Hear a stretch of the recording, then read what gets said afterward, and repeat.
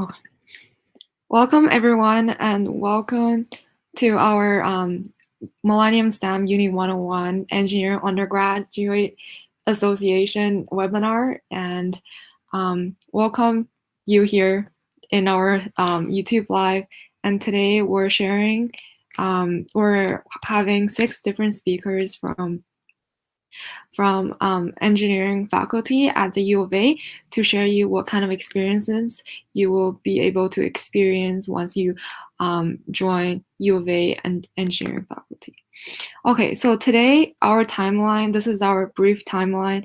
So around 4 p.m., which is right now, we're having our little introduction, and between 4:05 to 4:35, we have our first group, which consists of Engineering Student Society, our special project, ARVP, and EcoCar.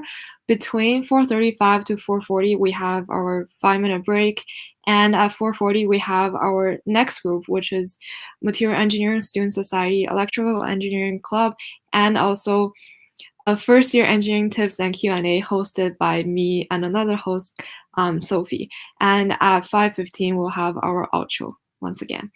So also as something to begin with, I would think it is necessary to introduce me and our host, another host, Sophie Kim. So I'm a second-year engineering student at U of A, and I'm doing computer engineering next year. And Sophie is an engineering student at U of T, so we both have some experience in engineering, studying engineering, and tough life as a first-year engineering student. Anyways, so we are part of Millennium STEM, which is the organization that hosted today's event. We are essentially a U of A group. Right now we're kind of on the national level, but we're a U of A group who's helping incoming first years and also high school students to find their passion and to explore areas in STEM: science, engineering, technology, and math. So that'll be it for me as introduction, and without further ado, let's welcome our engineering student societies to start off this webinar.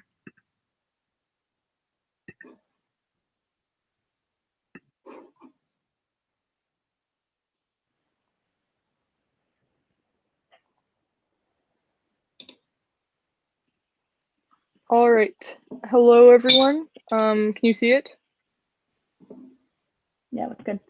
All right. So I am Delaney McIntosh. I am the co-vice president communications of the ESS. And I'm Ray Callahan. I'm the co-VP internal affairs. So yeah, we're just going to jump right in and share a little bit about what we are and what we do here. So let me just go to the next slide. Yeah, what is Engineering Student Society? So we're a nonprofit organization. We advocate on behalf of all undergraduate engineering students at the U of A, and we're also run by undergraduate students. We're made up of a total of 7 portfolios in which we all work to encourage and create a sense of community between all of our disciplines, alumni, and faculty through our services and events that we're able to plan and offer. Below, you can see our mission statement, which is to promote professional awareness among engineering students by encouraging a sense of unity and integrity through the combined efforts of all engineers working together in both social and technical activities. Yeah, so with share that, a little bit about our portfolios. Here you go, Delaney. We'll start with the president. So the president represents the ESS to the students, U of A, SU, the faculty, the university, and the public. He also manages the senior executive committee, the engineering art show division, and the sustainability division.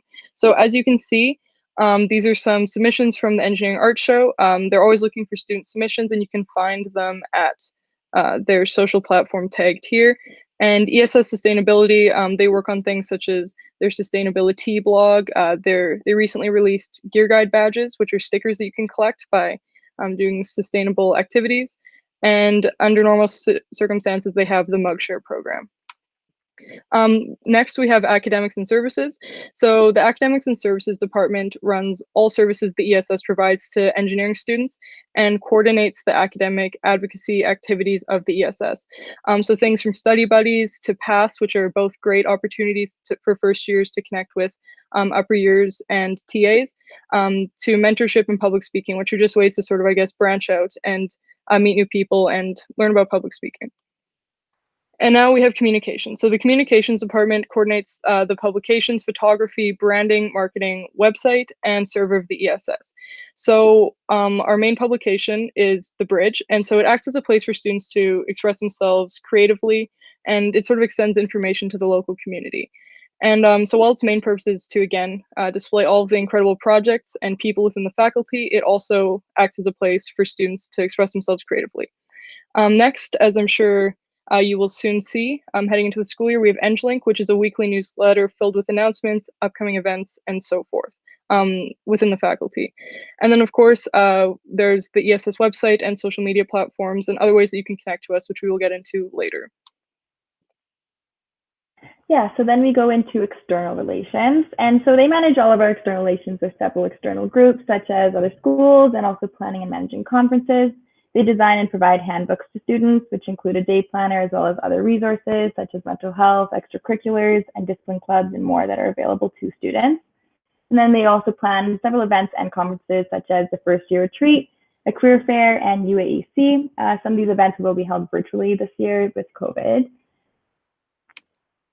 Yeah, and then we have finance. So they create the ESS operating budget for the year. They manage and fund. They manage the funding committee, ensure proper bookkeeping throughout the year, and also manage our society status and insurance. And then internal affairs, which is my portfolio. So we're responsible for all of the ESS volunteers. We hire, train, and manage our volunteer relations throughout the school year. We also run ESS operations, such as managing the gear store, rent eSurf lockers, and design and sell merchandise. Again, notice that COVID-19 restrictions may put a temporary stop to some of these services. And then we have, last but not least, student life. So they run all of the social, sporting, and philanthropic events for the year. As you can see here, they ran this year, which will be Gear Year, which is like a virtual form of Gear Week, which we usually do, and promotes engineering culture, engineering carnival. We have intramurals, ski trip, which is COVID dependent as well. We have Head Shave and Pi Day, which are both events we're looking forward to this year.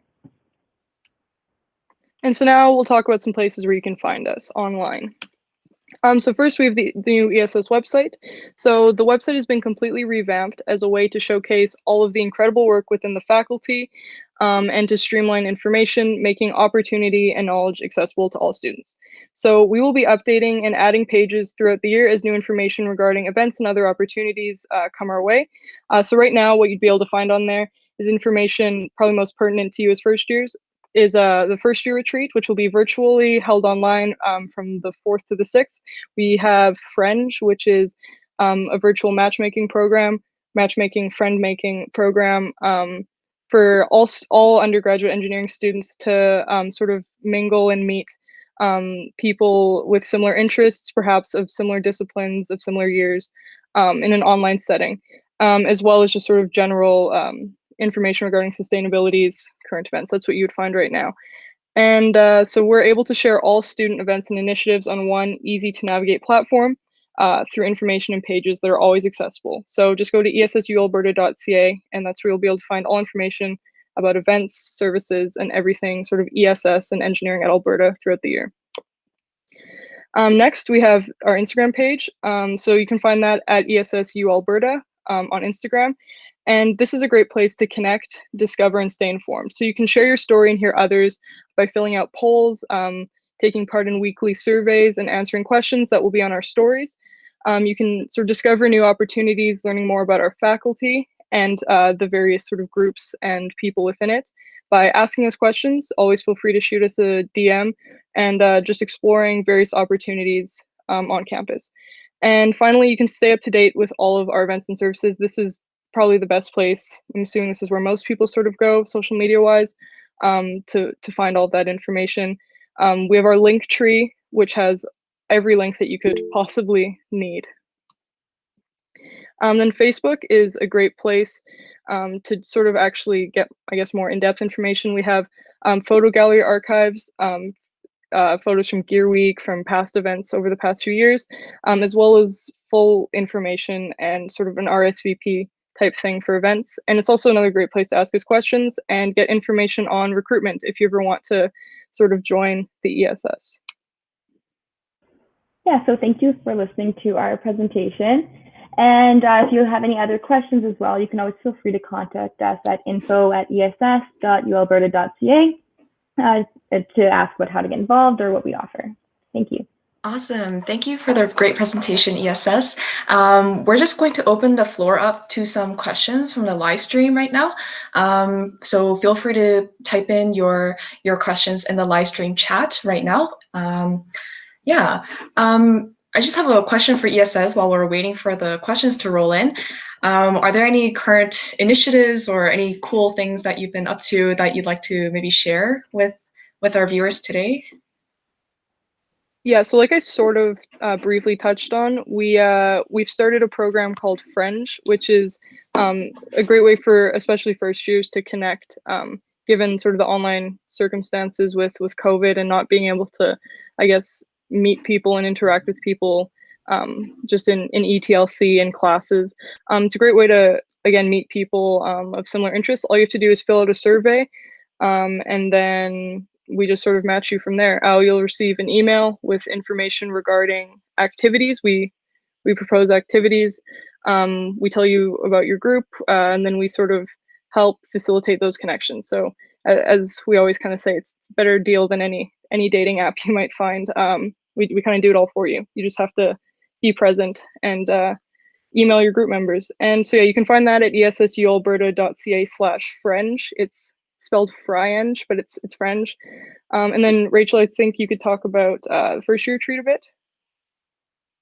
Yeah, so this year we're going to have like an online virtual first year retreat, which will kind of help integrate first years who are coming in to help meet groups and get to talk to upper years and have a lot of events that kind of help them feel a sense of community that they might be feeling like they're going to be lacking this year. So we're kind of excited. There's also a lot of events through Student Life that we're having this year. So like make sure that you're checking out our website and our other social media platforms, but we've planned quite a few virtual events this year to kind of help keep everyone connected. And then again, I guess we could sort of just talk about sustainability, all of their services that they've started to provide, and then academic. They also have a bunch of events coming up. They're going to be hosting a bunch of, I think, Excel workshops, a bunch of technical sort of based stuff, as well as more, I guess, wellness based initiatives and programs. Those will start to be launched in the fall. Additionally, we have a virtual Eng Carnival, which will be coming soon. That's on essualberta.ca. That's where it'll all sort of be hosted. And then that'll just have a bunch of information about all the groups within the faculty, all the project groups, the discipline clubs, and how you can get involved with them. And then we also have one other thing. We have just sort of a bunch of asynchronous material regarding engineering orientation. That'll include podcasts, the Eng Carnival information, and a whole bunch of fun stuff like that, which you can also find. Just look out for it on our social media pages. We will certainly announce when it comes out, and also on the website. Yeah. Awesome. Thank you for telling us about all your initiatives. They sound really exciting. Best of luck for this upcoming school year. And thank you for your presentation. So next up, we are going to have ARVP, which stands for Autonomous Robotic Vehicle Project, coming and speaking for us. So they'll be sharing their screen shortly. Can you guys see my screen right now? Yep. And hopefully everyone can hear us. So, okay, sounds good. All right, let's get the party started. So we are the Autonomous Robotic Vehicle Project, or ARVP for short. My name is Adesh Sangioni. I'll be presenting with Willard and Nigel. Our mission at ARVP is to promote, develop, and apply the use of robotic systems to current and future generations. We like to believe that we are building Alberta's autonomous future through robotics and mechatronics. So our main objective at ARVP is making an autonomous underwater vehicle for the RoboSub competition. So this competition is annually held in San Diego, California. It's held at a pretty big naval base with a humongous pool, so it's pretty cool. At this competition, the main objectives are to design a robot with great movement and control, vision and environmental awareness, and also awesome object manipulation abilities. So ARVP has a pretty extensive past. We started off in 1997 creating land-based robots.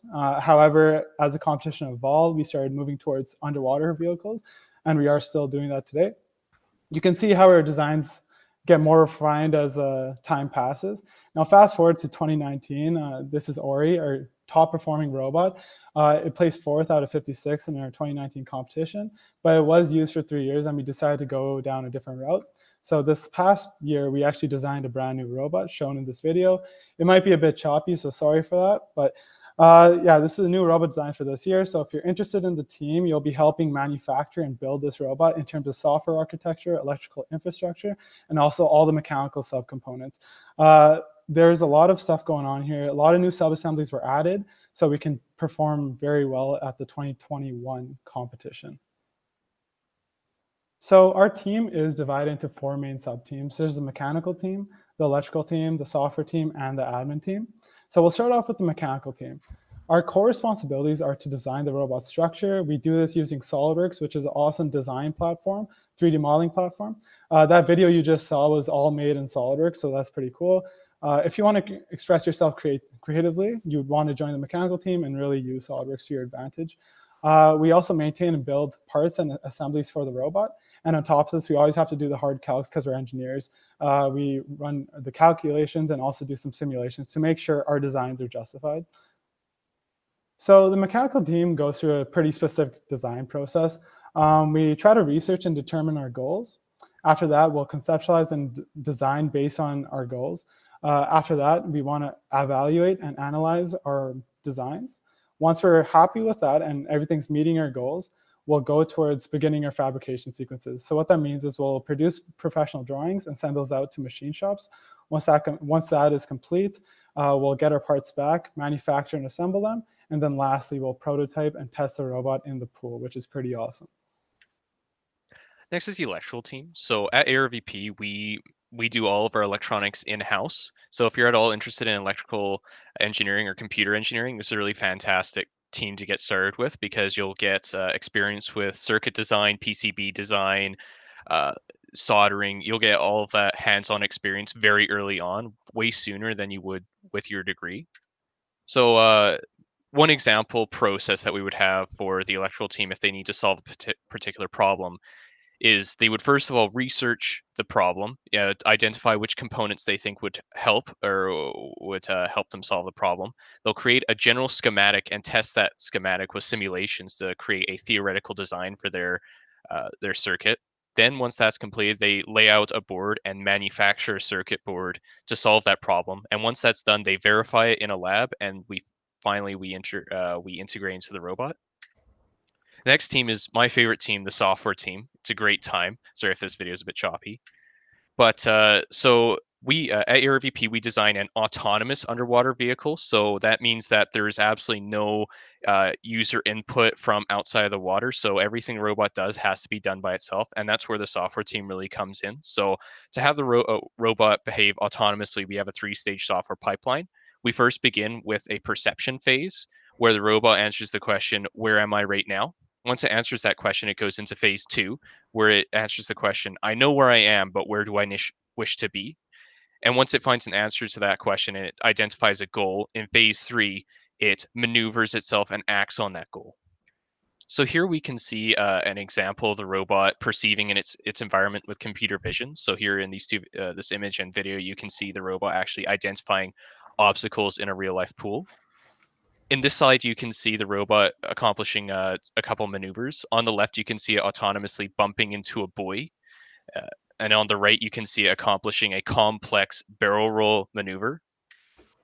Now, you may be asking yourself, if I join the software team, will I get to play with the robot? And the answer is yes. Yes, you can. So from the comfort of your very own laptop, you can run a simulation to actually play around the robot and run missions from your laptop there.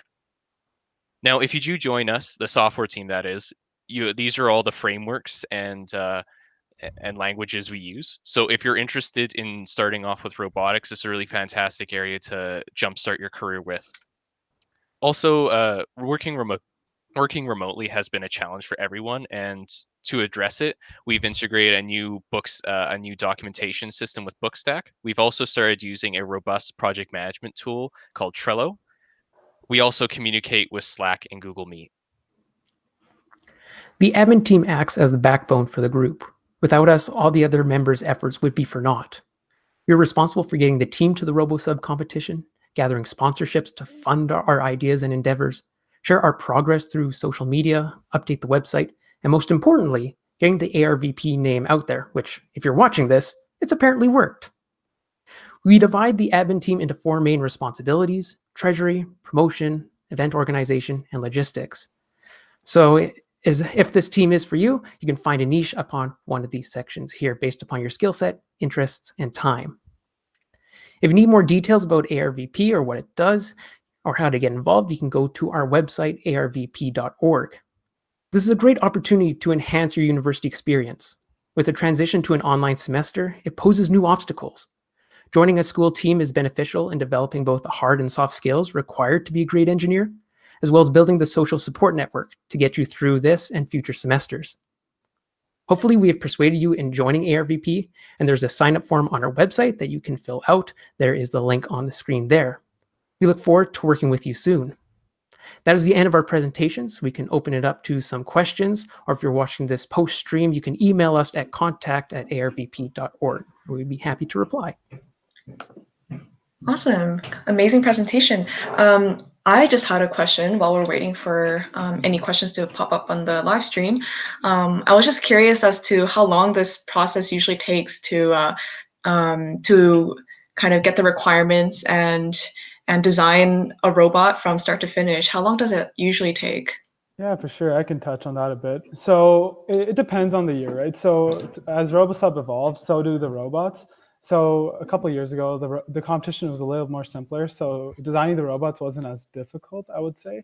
However, this year we tried going all out, and our goal was to perform all the competition tasks this year. So that includes the object manipulation. There's a torpedoes task, attacking buoys, just things like that. So at competition, most teams aren't able to do all the tasks. However, we wanted to make sure our robot had all those sub-assemblies to do that. So this year, just trying to go through the design phase probably took about 6 months. There was a lot of iteration involved, which there would be for starting a design from scratch. After that, the manufacturing phase, so making our drawings and sending out to the machine shop, that's actually still going on. Most of it is done, and we are just waiting for our parts. It's probably taken about like 4 months or 5 months at this point. And then the building phase will probably take another month or so. So that's our shortest phase because everything's already made, right? And then we'll put it all together in the end. After that, though, we'll have to prototype and test it in the water. That will take a while as well because software needs that pool time, and we're only given a certain amount of pool hours throughout the week. So yeah, we'll need a lot of time to debug. So overall, like designing a new robot will take probably like close to a year. Awesome. Yeah. We do actually have a question here. Are students from other disciplines such as science allowed to join this club? Yeah, I can touch on that. So one of the really nice things about this project group is that there are absolutely no restrictions on what your degree is. So if it's within engineering or if it's outside of engineering, you can join any team you like. So as an example, I'm in electrical engineering, but I was the former software team co-lead. So in your situation, if you're in computer science, we're completely open to anyone. Awesome. Another question, can first years join? If yes, what would be the best starting point? And I'm assuming they're asking about the 3 different subgroups within the club. Yeah, I'll take that one. So yes, we definitely encourage first years to join the club or any club because it's definitely going to enhance the experience that you get out of university. In terms of, for example, if you were interested in joining ARVP, we'd be happy to have you join. When you join, depending on your interests, you could look into one specific sub-team that you're interested in, so the software, the electrical, the admin, or the mechanical, or you could test out all 4 of them and see which one you prefer. Yeah, I would like to just to add a bit more to what Nigel said. So for example, this year we had 2 students who were first year join the mechanical team, but they actually ended up going into electrical engineering, and now they're planning to move over to the electrical team. So it's not a hard, you're not stuck with one team. You have that mobility to move around and try whatever you want to, right? So yeah. Also, one thing to add also, we're gonna have to, you're gonna have to learn a lot. So really, it doesn't matter which team you join, you're gonna have to do a lot of learning in any team, and that's the fun part. Awesome. I think that's it for all the questions for ARVP. Again, if you have any questions that you didn't get to ask today, you can always email ARVP through their emails. And yeah, next up, we're going to welcome EcoCar.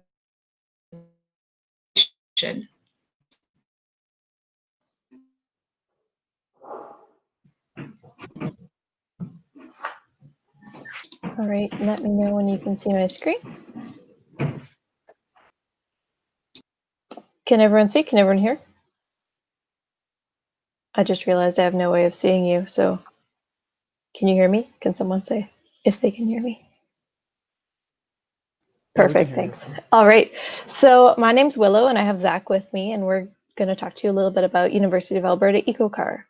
So what do we do? Who is EcoCar? So we're an undergraduate student team of about 50 to 60 students, mostly from engineering, but also from other faculties as well.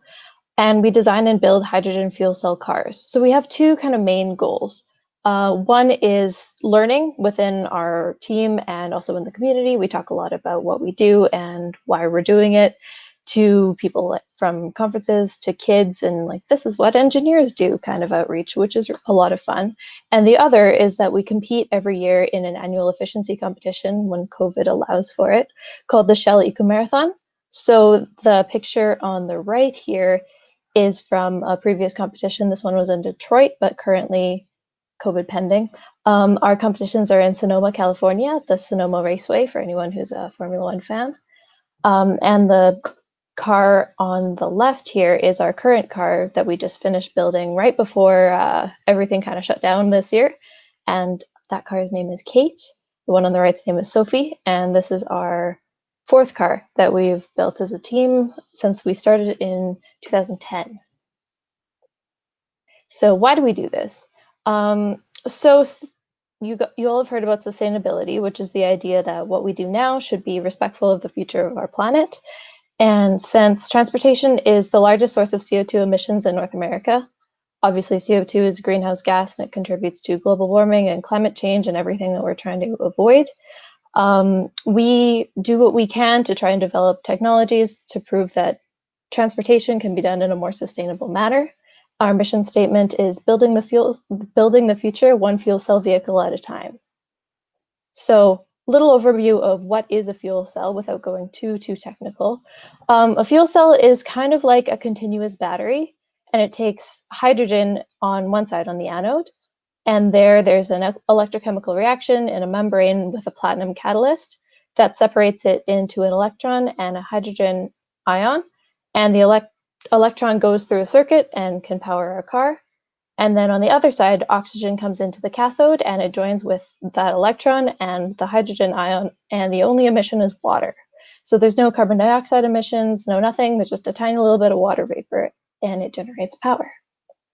So our team. So we have the mechanical team, which makes the physical systems of the car that you can see in those two pictures. We have the electrical team, which Zach will speak to more in a second. We have the fuel cell team, which works on the fuel cell and maintains it and runs it so that we can operate our car successfully. And then we have the business admin team, which does things like finance, logistics. It helps us get to competition. It keeps us alive as a team. And so all of these teams are continuously recruiting. So it doesn't matter what discipline you're in, or even if you're in engineering or not. Especially in the business team, we love people from finance, people from marketing, really anyone with an interest in sustainable energy or cars or a number of things. EcoCar could be a home for you. So who are we as people? Just to show you that really anyone can apply for this. So I'm actually in chemical engineering, which is not something you see that often on project groups, just because of the nature of what most people are trying to do. Chemical engineering and robotics aren't usually, and cars also are not usually in the same sentence. But EcoCar is really a place where you could get involved in a lot of different kinds of areas. So as a chemical engineering student, I worked on the fuel cell when I joined. I was on the fuel cell team for a couple of years. I was looking at both our current fuel cell system and making a new fuel cell from scratch. And I'm currently EcoCar's project manager. Over to you, Zach. All right. Hello, everyone. As Willow mentioned, my name is Zach, and I'd like to just share a few details about myself. I am about to head into my 5th year of electrical engineering in the nanotechnology co-op option here at the University of Alberta. And I believe I first heard about EcoCar when I was in grade 12. But I joined in my 2nd year of university, and my first task was to select or to choose some sort of button. So I spent a bunch of time finding a button, and now I am the electrical lead. So on the electrical team, I'd say we about make 90% of our own electronics from the back of napkins into CAD and then verifying our designs afterwards. Generally speaking, we are in control or in charge of the car's control, power, communication, and safety systems. And somewhat we dabble in fuel cell control as well when the fuel cell team will let us. So just if I could share a little bit of advice that I have, I think in first year, I was a little intimidated, or I thought I wouldn't have enough time or I wouldn't contribute to a project group. But I've come to learn that EcoCar has been hugely beneficial to my learning and my enjoyment of university overall. I think it's really hard to overstate the benefits of like hands-on experiential learning and just being around enthusiastic, like-minded individuals. So I highly recommend joining a club, and I think we're very lucky at the U of A that we have lots of great ones. On the left is me, obviously, and then below there's an image of one of our current PCB projects. It's a variety of DC to DC converter. Cool, so if you'd like some more information, please visit us virtually at this year's Fall Clubs Fair. There you can get put into contact with the sub-team that you're interested in joining. And then we hold a friendly competition or team building sort of event called Eco-Olympics. And after that, you're pretty much one of us. In terms of time commitment, our sub-teams typically have 1 weekly meeting and 1 weekly work session. And if you're so excited you can't wait to talk to someone, or you'd like to communicate privately, ask some specific questions, please email us at ecocar@ualberta.ca. And just on the left here, this is the Sonoma Raceway. In the background, you can see the actual raceway structure there. And in the foreground is all of the participants of the event camping, which is kind of a unique thing. Also, you can follow us on social media. Our handle on Facebook and Twitter is U of A EcoCar, and Instagram too. So, yes. So if anyone has any questions, we would love to answer them.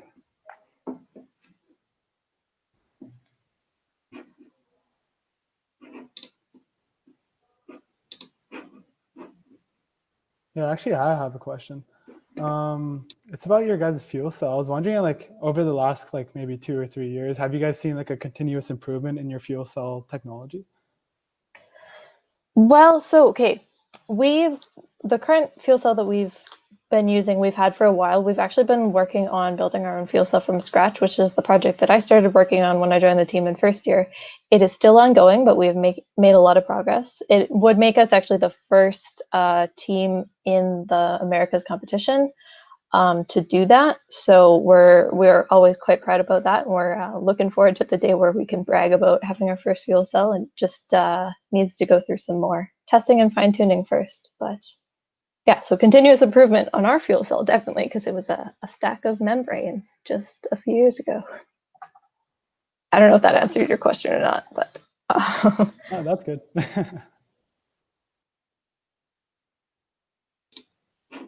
Okay, there are currently no questions on the live stream. Just for sake of time, I think we'll move on here. But if there's an email that you'd like to receive questions from, we will. I do have the email, so I will be posting in the live chat very soon. But thank you for the amazing presentation, EcoCar. You have lots of great projects on the way. So we're going to, I think we will take a break now, actually, for 5 minutes. So currently it's 4:38 p.m. I think we will start back again at 4:45 p.m. And you can grab some water, do whatever you need, and we will see you back at 4:45.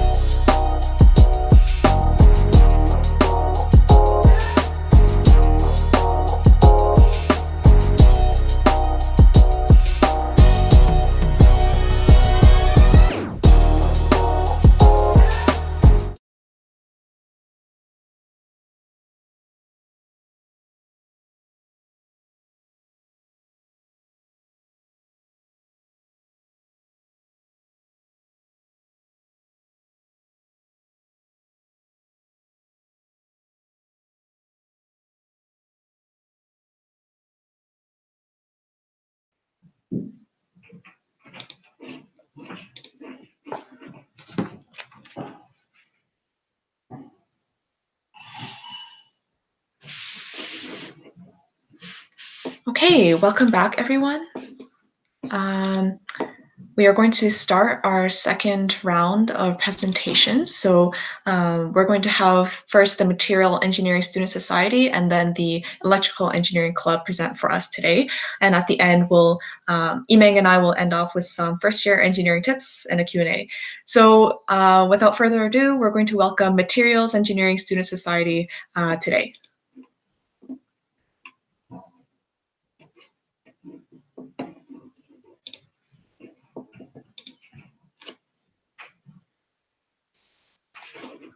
Can everyone see my screen? I'm taking that as a yes. All right, cool. So hi everyone, my name is Kaylin Nicholson, and I am one of the co-presidents of the Materials Engineering Student Society. So we are the student discipline club for materials engineering, and I'll just let you know about some of the things that our club does. So first off, what is materials engineering? So it's definitely one of the smaller disciplines that is offered at the University of Alberta. A couple of the things that we do is we use material properties to design and select materials for various jobs and projects. We can also determine why a material failure occurred. So that's one of the cool pieces of our discipline. It's like solving a puzzle. You get a piece of metal and then you can use various different types of material characterization to figure out what went wrong. And we also study a wide variety of metals and materials, so biomaterials, ceramics, metals, polymers, a whole bunch of different cool stuff. So some of the career opportunities that you can have after you graduate with your materials engineering degree is you could work in the aerospace industry, you can work with biomaterials, failure analysis, manufacturing, research, oil and gas, basically every industry because everything is made of materials. So this image in the center is actually a picture of, I cannot remember what they're called, sorry, a container at an oil and gas plant. And as you can see, it completely failed. So one job that we would do is go in here and figure out what caused this failure. And on the right is material that I designed in my undergraduate research project here. So this would be a biomaterial used as an artificial aorta. So obviously this isn't done, but it was just a piece of my research that I did last summer. So what does the club do? So the Materials Engineering Student Society, or MES, we plan various academic and social events. We organize Maddie-specific merch orders. We participate in Gear Week. This year it's Gear Year. We also act as a liaison for various technical societies and to the chemical materials faculty. And we also provide lots of resources for academic support. So some of the events that we organize, we do first and second year nights every year. So first year nights explain materials engineering to first year engineering students when they're about to choose this discipline they want to go into for the second year. And in the fall, every year we organize a second year night to introduce second year Maddies to each other and to upper year materials engineering students. We also annually go to a steel mill in Regina and take a tour and see how they can manufacture some of the metals and beams and stuff, which is really cool. We also host various technical talks throughout the year, and we have social events such as bar night and hot pot night.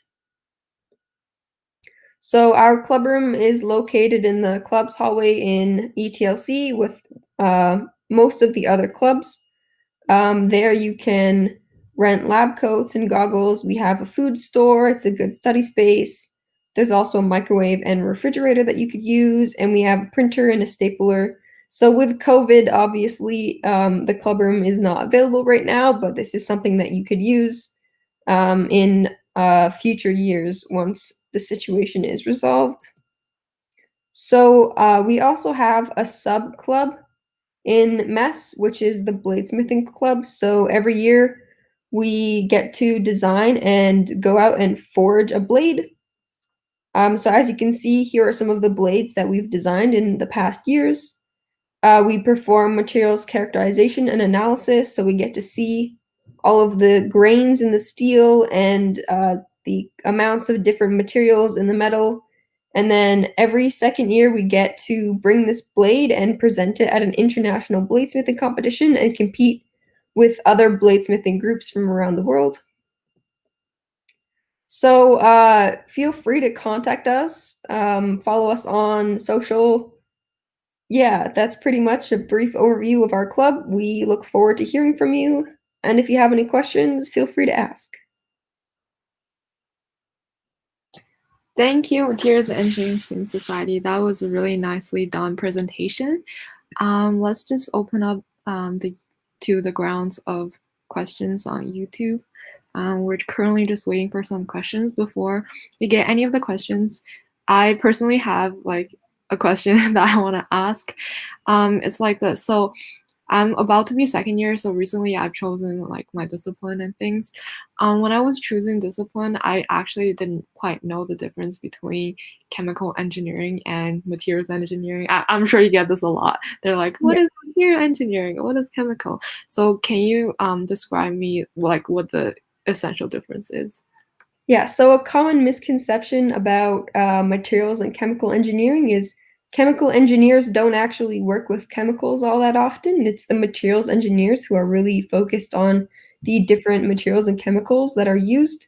So chemical engineers focus mainly on processes, so like refining gasoline from oil and other stuff like that. And so at least at U of A, it's more of a process engineering discipline than anything, whereas materials, we really do focus on materials that are used in all over the world in different projects and stuff. Does that help clarify that for you? Yes, yes. Thank you.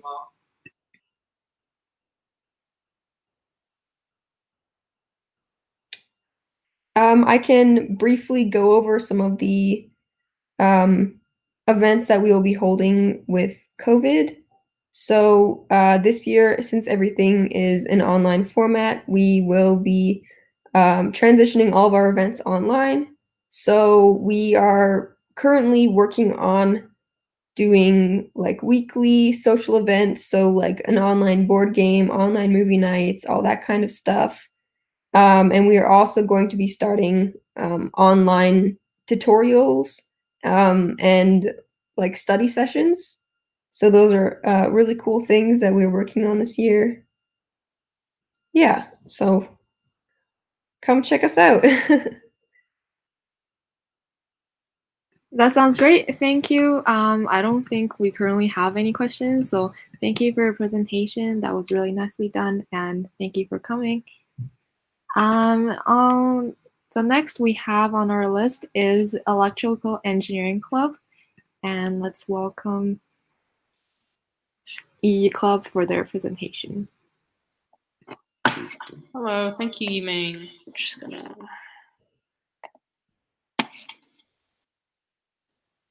This one. All right, can everyone see our screen? No? Is that, wait, it says I'm presenting. So confused. Oh, never mind, it's there.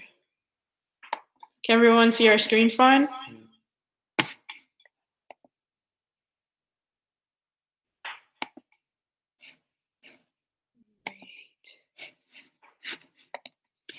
Oh, shoot.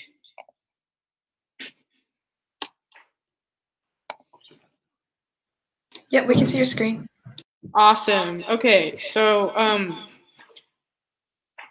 hello everyone. My name is Paul Rebstock. I'm a fifth year traditional electrical engineering student. Oh, and my name is Katie. I'm a third-year traditional electrical engineering student. Together, we are the presidents for the University of Alberta's Electrical Engineering Club. So what is electrical engineering? Well, electrical engineering is a field of engineering that focuses on the study and application of electrical systems and related phenomena. At the U of A, we are combined with the computer engineering and engineering physics under the Department of Electrical and Computer Engineering, or ECE for short.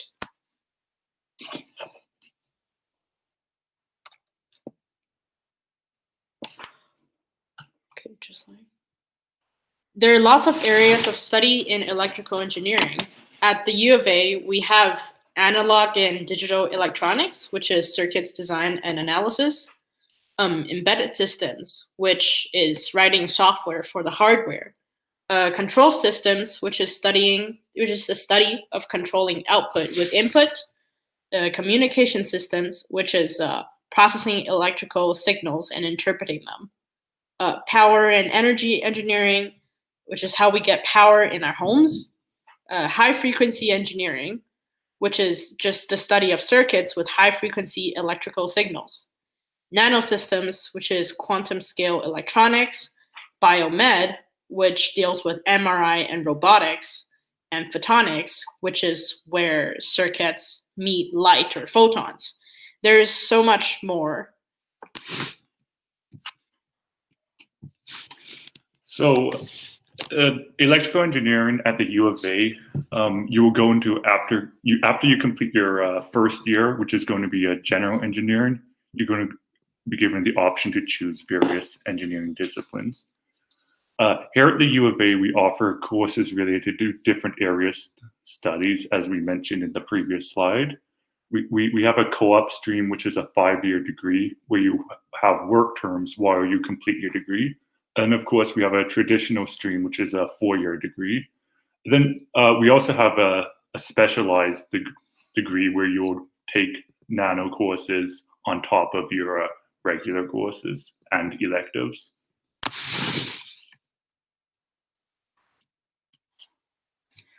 So, as the U of A's Electrical Engineering Club, or EE Club for short, we are the official representation for the EE student body.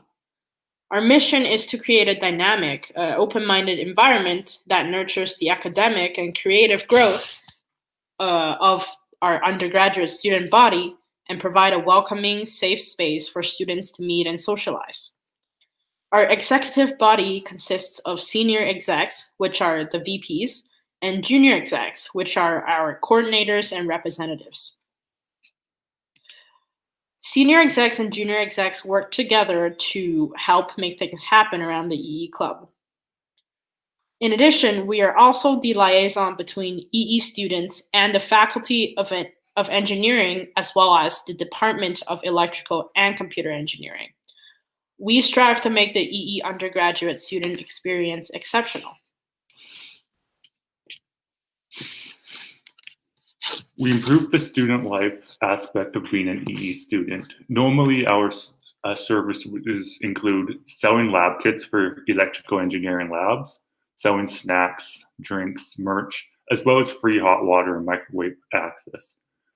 We also provide academic help through textbook borrowing and lending lab equipment, hosting review sessions, and peer advising. We help facilitate an education that harmonizes with both student interests and the industries of Alberta. Due to the special situation we are in this year, we will not be able to sell snacks, rent textbooks, and lab kits. However, we have moved our meeting spaces, newsletters, events, and merchandise sales online. We will be hosting events through a virtual medium and possibly in conjunction with other clubs as well, so please stay tuned with us.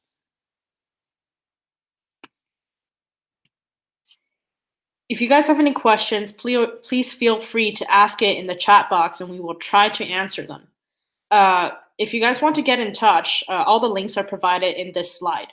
We have also included the Instagrams for other ECE disciplines, so Computer Engineering Club and Engineering Physics Club.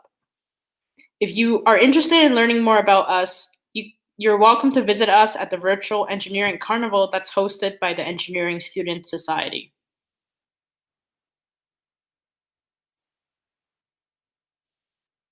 Sounds good. Thank you, EE Club, for sharing. This is a lovely presentation. And we'll just wait for someone to get in with the question. And I actually have a question. So I know there's a lot of discipline clubs here today. So for someone who's in their first year, is there any way that they could, get to know the people in EE Club better because they want to explore their potential interest for discipline selections in second year?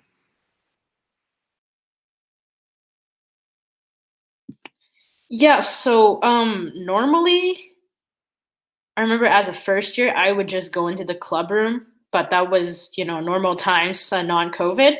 So I think the best way for them to do it would be if they are a first year that's interested in, joining the electrical or computer engineering department. We do have a Discord server that's hosted in conjunction with Computer Engineering Club as well as Engineering Physics Club.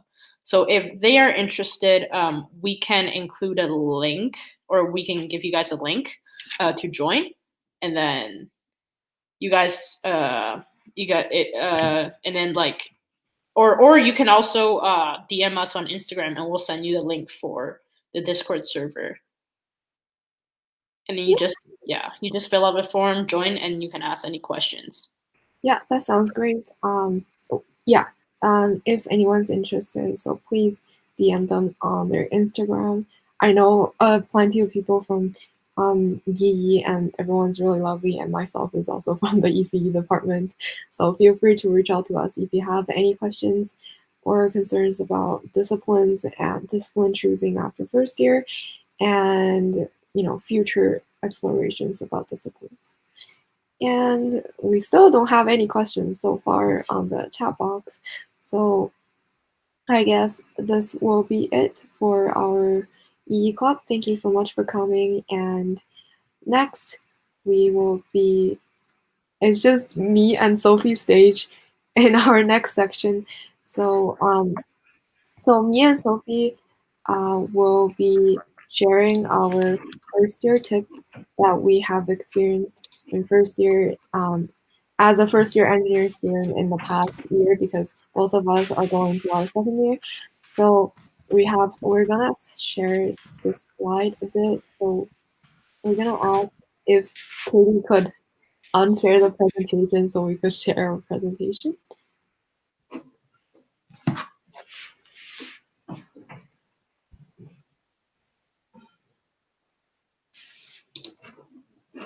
I'm just gonna try this. Can you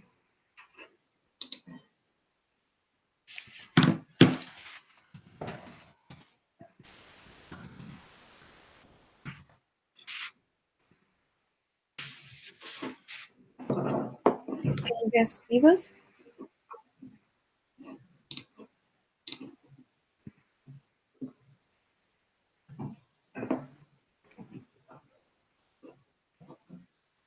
Okay. All right, I think everyone can see the screen.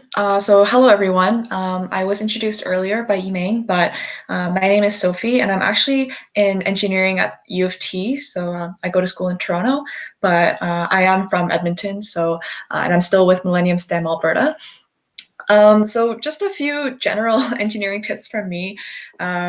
I hope you can kind of read through as I'm talking about them, but in addition to reviewing concepts, you really need to practice them and keep up with practicing them as you take the courses, because engineering is a lot about explaining your process and using concepts that you learn to, do calculations or think of a design, et cetera, et cetera. So practicing concepts and also practice communication.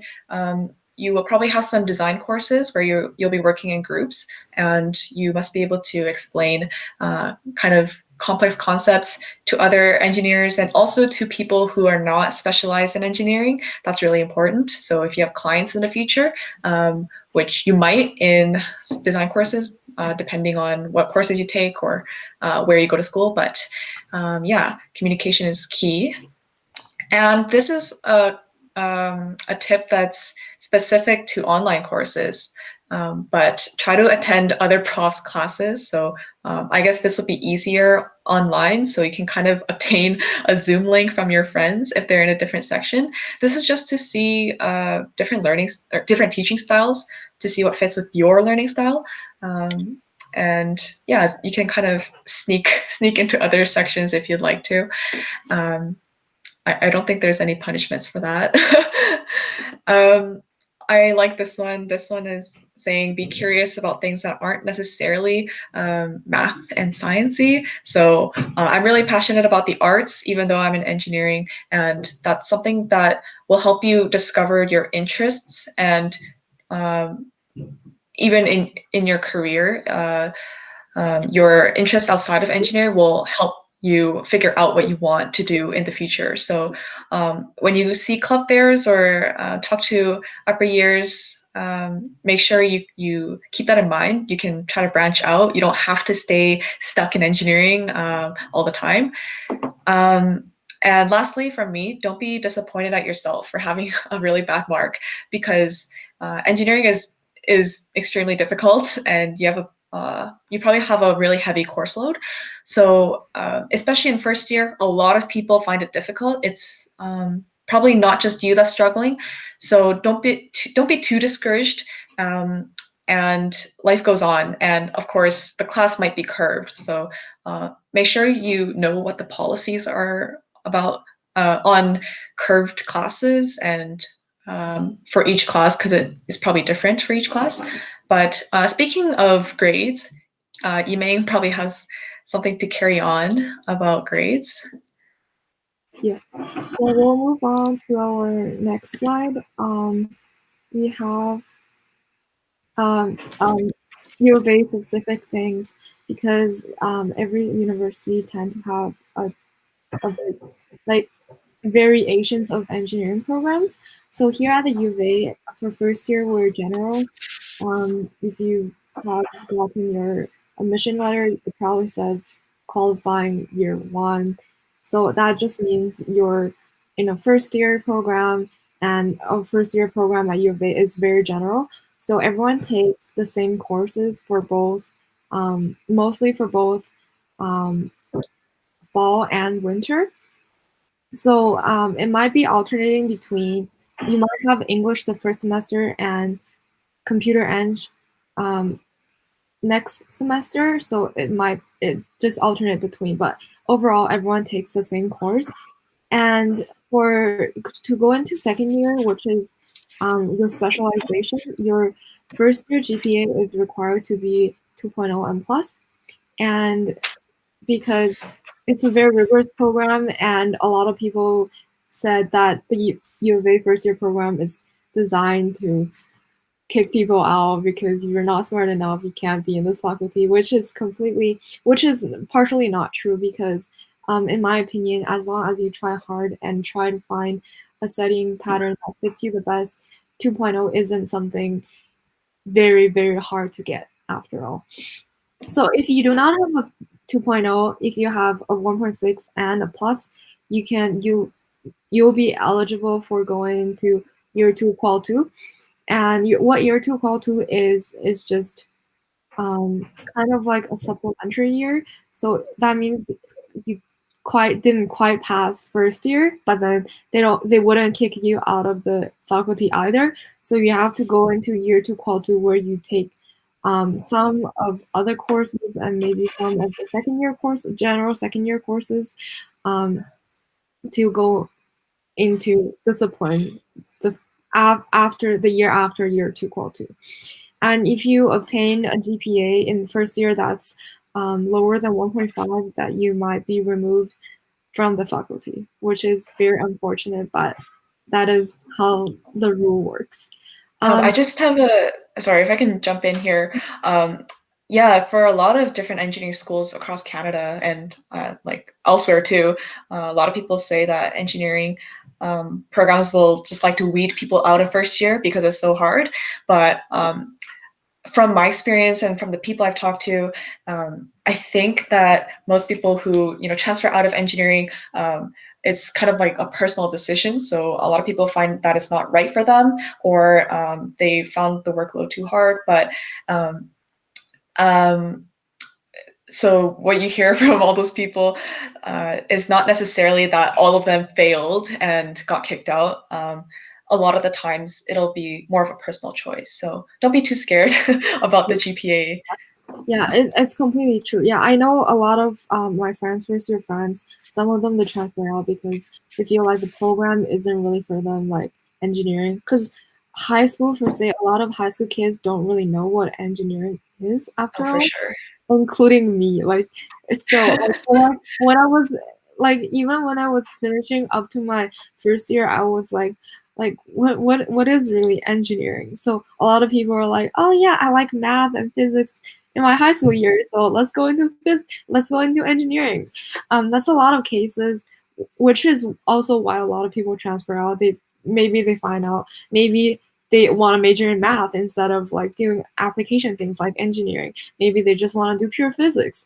There's a lot of different ways that people can think, and it all depends on personal circumstance. So it's not like everyone who transfer out is because they failed engineering. It's not necessarily. It's a lot of For personal. sure.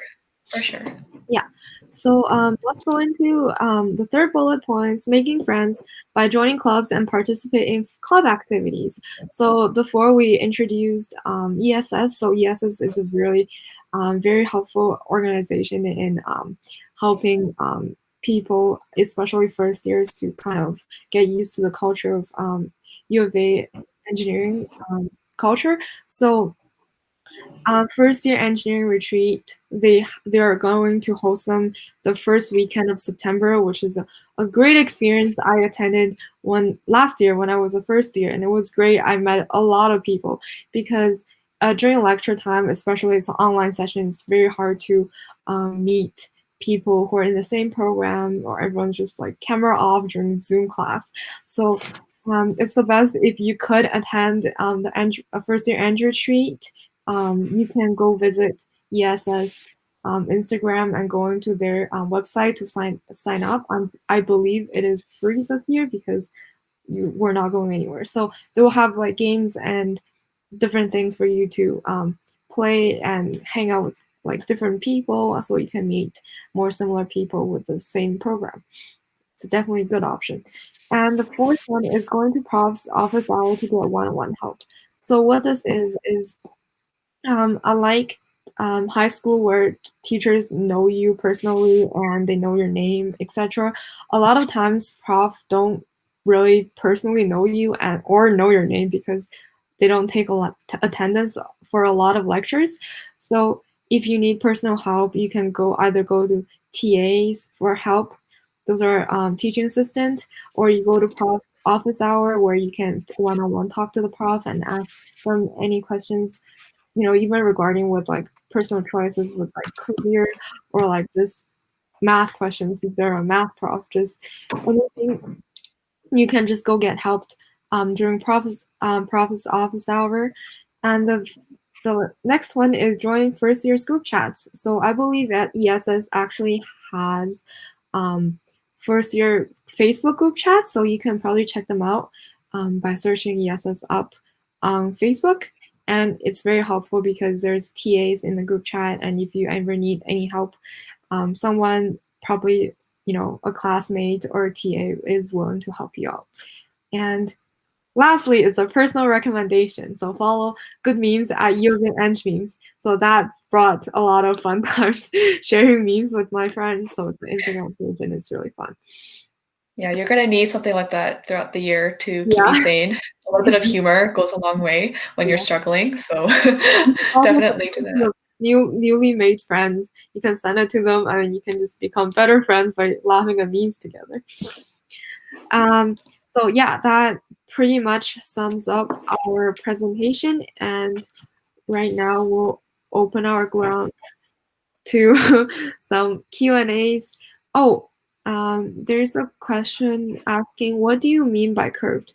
So curved means, so unlike high school where you're graded based on like marks, so let's say 80 plus is an A. So that's not really how it works in some classes. So some classes are curved based on everyone's performance in the class. So if the top performance, if the smartest person in the class on the test got a 70%, that's the highest mark in the class. So that would mean this person would have an A plus because he got the highest mark. So it's not based on absolute mark brackets.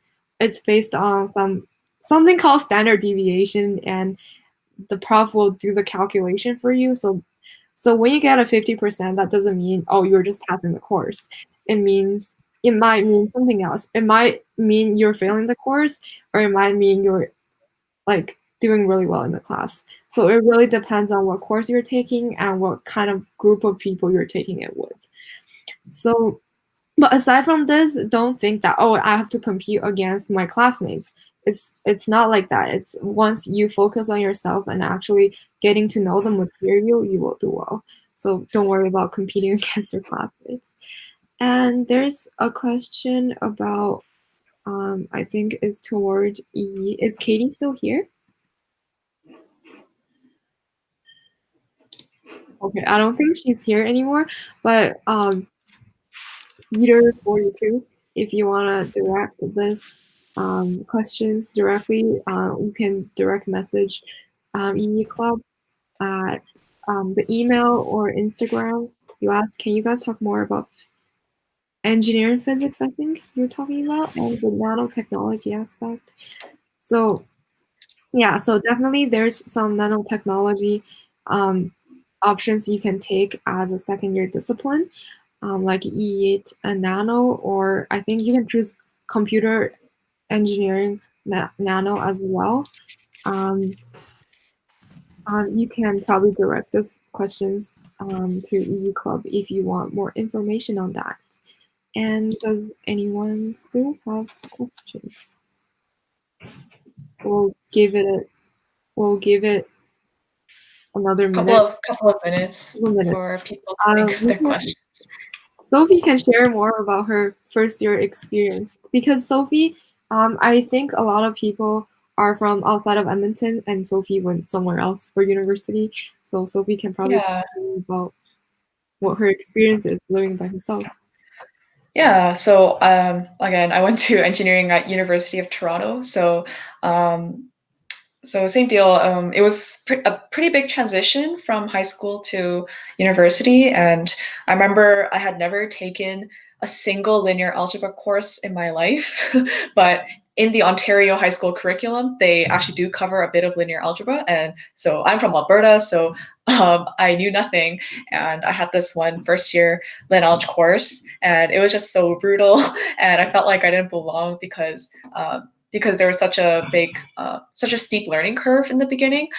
But that might be something that you guys might feel in first year with some of your courses, but I made it through alive, so I'm just going to advise you to hang in there and try to ask for help, because it might be a bit intimidating, or you might feel kind of embarrassed to ask questions, but honestly, people are there to help. So all your profs, your TAs, your friends, be sure to ask questions because they're there to help, and you'll never know what kinds of support you could get until you ask for it, right? So yeah, U of T Engineering, it was a lot of fun. I know that your first year experience is probably going to be different from previous years, right? Because of COVID and all the online learning that's been going on. But so there were quite a few concerns from that, just from incoming first years that I've been talking to. But regardless, I think the first year experience is really mostly about meeting new people and the connections that you make. So that's something that will not be lost even online. So, all those Discord channels, you have social media, you have messaging platforms, etc. Be sure to reach out and make friends and talk to people. That's really what's going to make your first year experience. So as long as you open yourself up to that, I think you'll still have a really good time and make a lot of good memories. So don't be too down about that if that's a concern for you. Yeah. Anything you wanted to add, Yimeng? Yes, just to add a bit about like making friends and having both academic and extracurricular life together. I know a lot of people are like, I want to get involved in university, but there's COVID happening, so I can't be involved in the university. So it's not like that. We still, aside from all the engineering tips, we still have like club fairs going on around August 31st to around August 31st to the first Friday. So there will be still virtual club things going on. So if you want to get involved in that, that would be great as well. And that's pretty much. Oh, there's another question. Can you talk about what you know of the science? Oh, Sophie, it's a question for you. Can you Oh talk yeah. about science engineering at U of T? Right. So U of T actually, it's actually called engineering science. Pretty close. But it's a bit different from the other core engineering courses. So traditionally, you think of courses, or not courses, programs like mechanical engineering, electrical, materials, chemistry, whatever. Engineering science is a little bit more different. It's overall, it's a little bit more rigorous, I would say, and they do learn a lot of theoretical concepts in addition to applications that are needed in engineering. So they delve a bit more deep with the concepts that they cover. For example, something that's not covered in first year math for the core 8 programs that is covered in engineering science is epsilon delta. So that's a lot more theoretical than like regular calculus. So that's kind of the difference with engineering science. And a lot of people like to go into a master's program afterwards because they are interested in learning more theoretical stuff, which, that's what engineering science is a good fit for. A lot of people still do go into industry after that degree. So I know lots of people, a few of my friends went to go work for Google. They're programming for Google. A lot of people go overseas to work. So yeah, that's kind of the program, engineering science at U of T. I don't think any other school in Canada has engineering science specifically. I think it's unique to U of T, but they might have something that's similar. So yeah. If there's no other questions, I think this is a good time to kind of wrap up our webinar. If you just want to switch slides okay, no, this is perfect. So this slide right now is all of the presenters' contact information that we had today. If you want to shoot these people an email with your questions, I'm sure they'd be happy to answer. There are also some links to their websites, so be sure to check those out. Unfortunately, you can't click on the links on the screen, but if you kind of search it up on Google, you should kind of see the correct website and access it there. Okay. Can you switch the slides for me, Yimeng? Okay. So just lastly, for Millennium STEM Alberta, you can add us on our social media. We have an Instagram, Facebook, and a LinkedIn. So stay connected with us as we go through this school year. We'll also have other events coming up. So that's how you can stay tuned and watch out for those. And yeah, I hope you enjoyed the session today and learned something new. this is a QR code for a handbook. Yimeng, if you want to talk briefly about that. So this is the universe. This is because we held this webinar. We held many webinars. Our 101 series webinars from kind of Monday to Thursday. So we had 4 webinars, and for all these webinars, just for a UA in general, we have compiled all the useful resources for you to use. So I would definitely recommend to check the document out, because there's a lot of useful links, so you don't have to go look for them. And yeah, so make sure you check them out. There's just one last question really quickly. Someone asked if I know anyone, or if we know anyone who transferred to a different university for engineering in their second year. I actually do know somebody who transferred from U of A to U of T engineering, and I'm sure there's lots more. And I know a lot of people from other universities too. So it's definitely possible. You can definitely get transfer credits for certain courses. But it would have to depend, again, on the university. So be sure to talk to your registrar or your academic advisor, whoever would handle that, and they would help you through the transfer process if you wanted to. Yeah. All right. I believe that's everything. So thank you again for coming to our Uni 101 Engineering Series webinar. We hope you had a good time, and I hope everyone has a great school year. Thanks for coming out. Everyone in their first year, and this is our last webinar, so thank you if you went to other webinars as well. So have a great day, guys.